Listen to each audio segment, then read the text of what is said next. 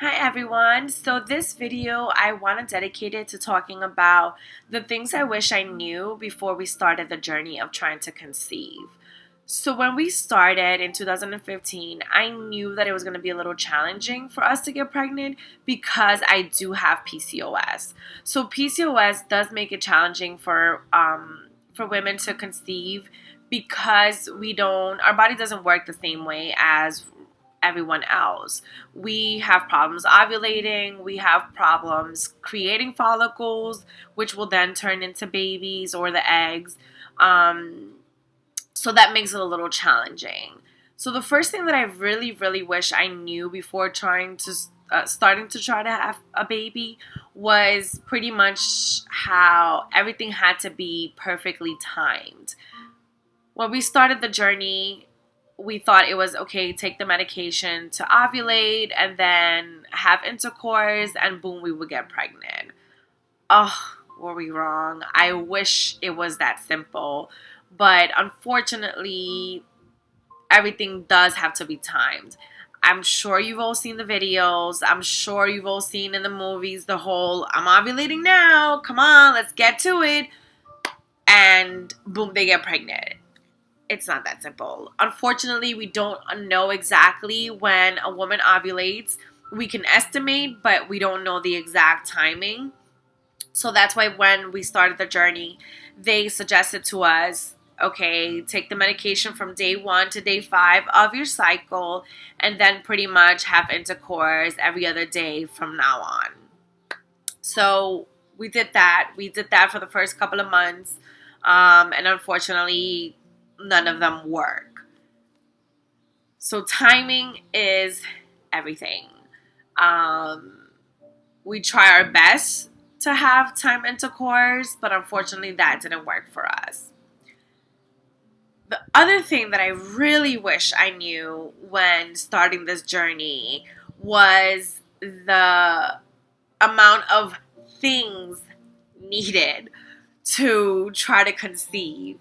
So when we first started the journey, the first thing that, of course, we decided to get was um, the perfect lubricant.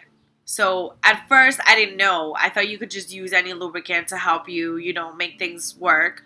But some, if not most, lubricants out there can actually be a problem for you to try to conceive because they might have chemicals, they might have things that will slow down the sperm or kill the sperm. So when it comes to trying to conceive, you want to try to make sure you have the right lubricant. So one of the ones that we noticed or that we've heard a lot about was actually the pre-seed lubricant, and that is a lubricant that actually has helped many people get pregnant just by doing or incorporating that into their routine. The other thing needed was a thermometer.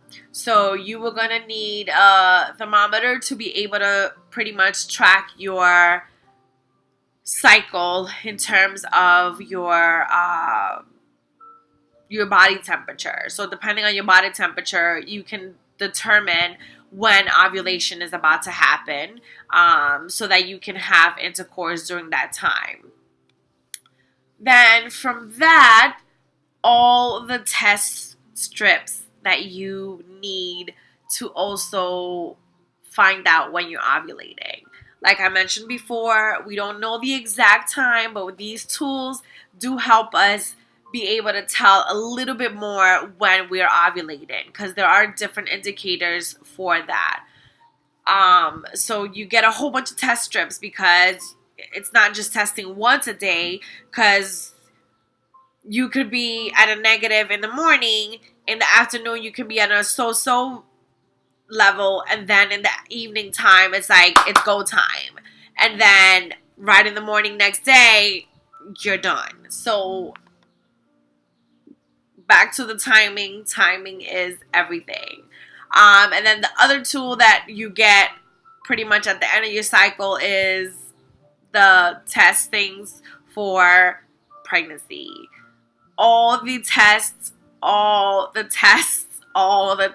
you end up buying and getting to see if you're conceived or not. So the other thing that I wished I knew before before starting to conceive was the emotional roller coaster. Like, I knew obviously that hormone levels were going to be up and down and that things were going to be emotional, but oh boy, did I underestimated the emotional roller coaster that you go through. The frustration that comes with it. They have said, and I have heard people say, that when you're trying to conceive, it's a perfect example of whether the relationship is going to last or not, because it does put you through a very emotional time, and it can either make you and come together more, or it can break you and basically make you fall apart, because it's challenging and it's very emotional, not only for us but also for the men that have to deal with us. So the emotional roller coaster comes with, one, making sure that you're on the same level or at the same time or in the same place so that you can have the intercourse during the time that you're supposed to. But it becomes emotional when you want to, but you can't because you're far apart, or you're together and can do it, but you don't really feel like it because, you just don't feel like it. And then it becomes emotional because it's like, anyway, so the emotional roller coaster for that part. And then the waiting period, the emotions that you feel when you're waiting from the time you had intercourse all the way till the day that your period is expected, and you're kind of hoping and wishing and praying that it doesn't come. And then the emotion that comes with it when it does come, or when you test and it's negative, and you have to pretty much start all over again. So those are the main things that I wish I knew when we first started. The amount of timing and how we had to basically have it perfect time in order to be able to conceive. The amount of things that were going to be needed to try to have a baby. And then the big emotional roller coaster that we went through or experienced during the trying to conceive process. Overall, I know people say at the end it's gonna be worth it, and I believe it is. I know that it is, but it's so challenging. It's so draining. But overall, I think the thought of holding our baby at the end of it all is what still makes us continue on this journey. Now, this is just the first part of it in regards to trying to conceive. Like I mentioned, I do have PCOS, so unfortunately the timing and the regular things that people may try didn't work for us. So we did have to go the more invasive route of seeking more medical help.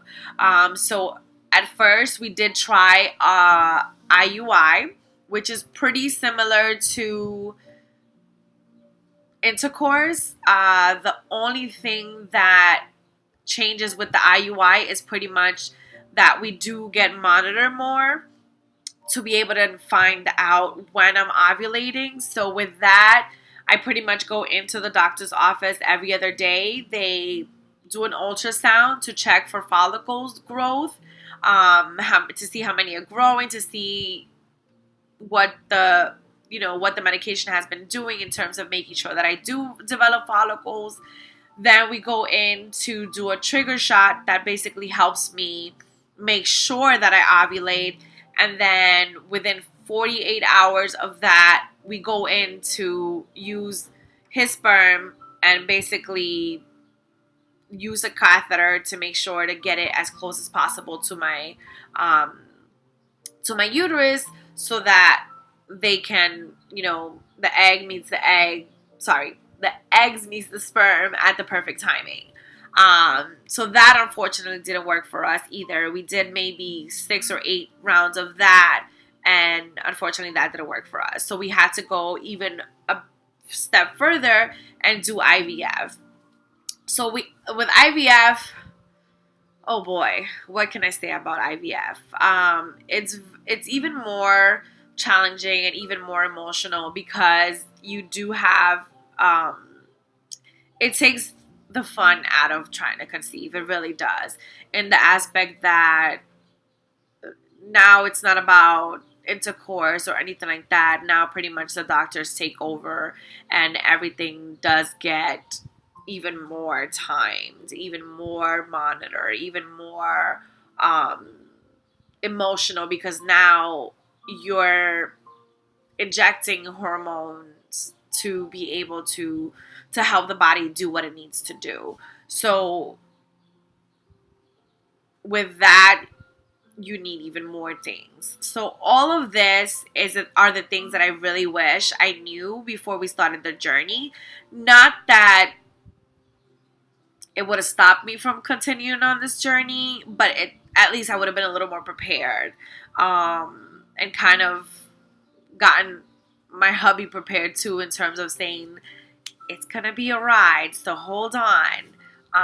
But overall, I want to say that I know that it's gonna be worth it. I know that in the end, holding our baby is gonna be the best feeling that we're gonna have. So I'm looking forward to that. And no amount of timing, no amount of things needed, no amount of emotions are gonna take away from that beautiful feeling that we're gonna have when we finally hold our baby. So overall, I want to say keep smiling, keep being true to yourself, and of course, don't ever lose hope. God bless.